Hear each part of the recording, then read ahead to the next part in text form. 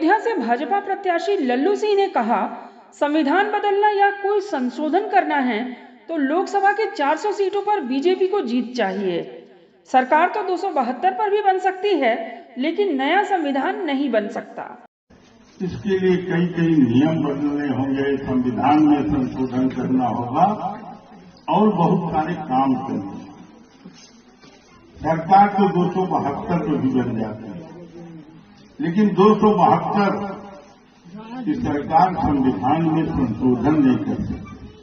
उसके लिए 2/3 बहुमत से अधिक सीट या नया संविधान बनाना। तो इसलिए खबर वाराणसी से है। फर्जी न्यूज चैनल पत्रकार गिरोह का लंका पुलिस ने किया भांडाफोड़। फर्जी न्यूज चैनल पत्रकार गिरोह का लंका पुलिस ने किया भांडाफोड़। चैनल के मुख्य संपादक सहित 9 फर्जी पत्रकार छायाकार को लंका पुलिस ने किया गिरफ्तार। डीसीपी काशी जोन ने कहा, लंका पुलिस का यह कार्य सराहनीय। बदमाशों को गैंगस्टर से भी निरुद्ध किया जाएगा। हाईवे पर स्टिंग ऑपरेशन का भय दिखाकर आने जाने वाले वाहनों एवं पुलिस कर्मियों से करते थे वसूली। कब्जे से रिपोर्टिंग माइक, रिपोर्टिंग स्टैंड, 3 अदद handset, walkie talkie, camera, 11 mobile, 11 SIM card एवं नकली पहचान पत्र आगाज इंडिया एवं मानवाधिकार आयोग एवं इलेक्ट्रॉनिक उपकरण के साथ घटना में प्रयुक्त वाहन इनोवा कार बरामद। उपरोक्त मामले की जानकारी Pramod Kumar, DCP Kashi zone, police commissionerate Varanasi ने दिया है। दिल्ली, भारत के मुख्य न्यायाधीश डीवाई चंद्रचूड़ ने डॉक्टर BR अम्बेडकर की 134वीं जयंती पर उनकी प्रतिमा पर पुष्पांजलि अर्पित की।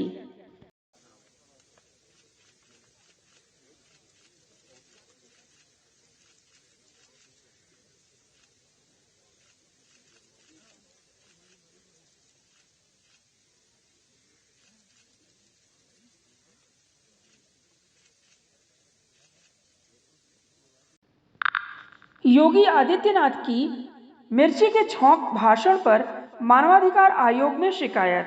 लखनऊ, आजाद अधिकार सेना के राष्ट्रीय अध्यक्ष अमिताभ ठाकुर ने आज यूपी के मुख्यमंत्री योगी आदित्यनाथ द्वारा अपने चुनावी भाषणों में कथित दंगाइयों को उल्टा लटकाकर उन पर नीचे से मिर्ची का छौंक लगाए जाने के भाषण के क्रम में मानवाधिकार आयोग में शिकायत की है। अपनी शिकायत में उन्होंने कहा कि उत्तर प्रदेश में तमाम घटनाएं राजनीतिक और अन्य विपक्षियों के खिलाफ जा रही हैं।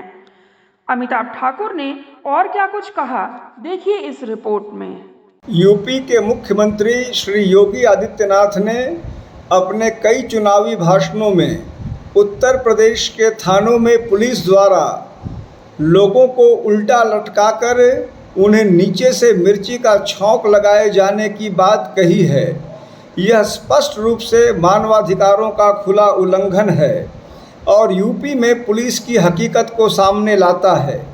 मुख्यमंत्री की इस सार्वजनिक स्वीकारोक्ति के क्रम में मैंने मानवाधिकार आयोग को शिकायत भेजकर इस प्रकार की स्थितियों पर तत्काल संज्ञान लेते हुए कठोर कार्रवाई किए जाने की मांग की है।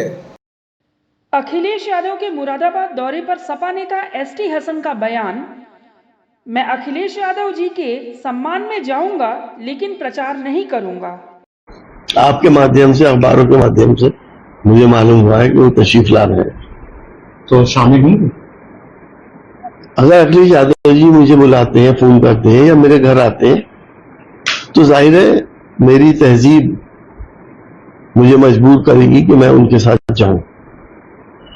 और मेरे नेता हैं, मैं उनकी बहुत इज्जत करता हूं, उनसे प्यार करता हूं।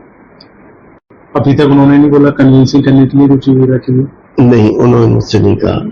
कल आएंगे, मंच पे बुलाएंगे रुचि वीरा भी, ओबीसी होंगे प्रत्याशी, आप भी मंच पे होंगे। मैं अखिलेश जी के सम्मान में जा सकता हूं, प्रचार में नहीं जाऊंगा। तो फिर क्या मैसेज मानेगी जनता? मंच से आप भी खड़े होंगे, रुचि वीरा भी, अखिलेश जी भी। जनता को सब मालूम है, क्योंकि जनता खुद दुखी है। अगर मैं प्रचार में खड़ा हो जाता हूं तो वो सारी जनता मेरे खिलाफ हो जाएगी, जो मेरी वजह से दुखी है, जो मेरी वजह से आज कंफ्यूज है कि क्या करें। रुचि वीरा जी नहीं पहुंचे अभी तक? ना वो आई ना उनका कोई फोन आया मेरे पास।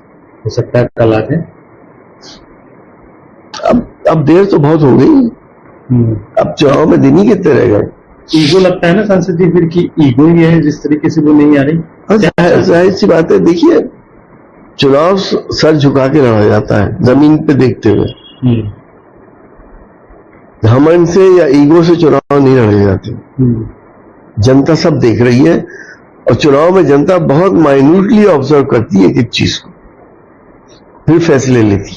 खबर पटना से है। भाजपा के संकल्प पत्र पर बिहार के पूर्व मुख्यमंत्री और राजद नेता तेजस्वी यादव ने कहा 60% देश के युवा हैं जिनके बारे में कोई फिक्र नहीं है। कितनी नौकरी देंगे नहीं देंगे इसकी कोई चर्चा नहीं। बिहार के साथ साथ जितने गरीब प्रदेश हैं उन्हें आगे बढ़ाने के लिए कुछ नहीं है, केवल इधर उधर की बातें की जा रही हैं। आप देखिएगा मैनिफेस्टो 60% देश के युवा हैं, युवाओं के बारे में कोई जिक्र नहीं है। 80% किसान हैं, 80% किसानों के बारे में जिक्र नहीं है। कितना नौकरी देंगे नहीं देंगे इसके बारे में कोई चर्चा रोजगार की नौकरी की नहीं है।